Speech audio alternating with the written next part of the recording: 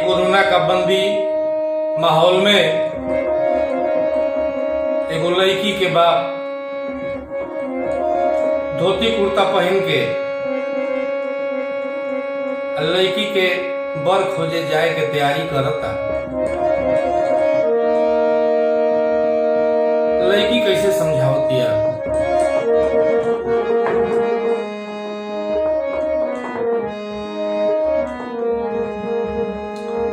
खोली दो तिवारी बाबा धोतिया, रखी दो सिर के पगड़िया। खोली दो तिवारी बाबा धोतिया, रखी दो सिर के पगड़िया। आइल कोरोना महामारिया, जन जा घर के बहरिया। आइल बा कोरोना महामारिया, जन जा घर के बहरिया।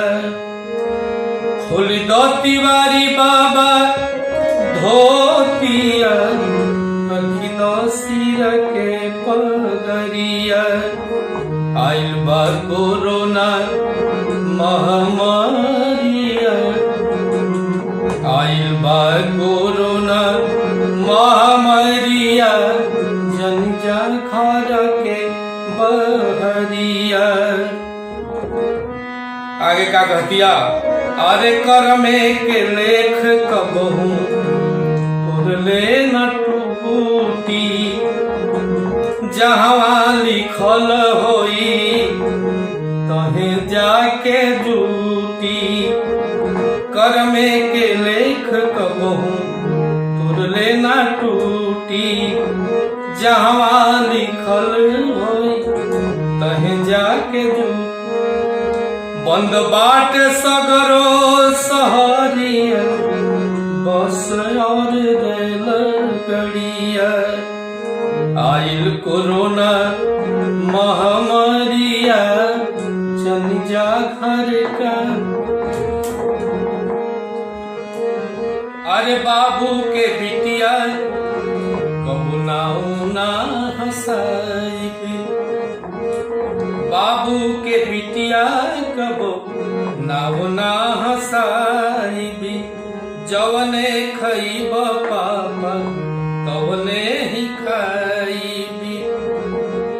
मति भेव आखी के उतरिया, बाकी जन जा बहरिया। भले हमके दे द जहरिया, बाकी मत जा बहरिया। खोल दो तिवारी बाबा धोतिया, रखी दो सिर के पगड़िया। आइल बा कोरोना महामारिया, बाकी जन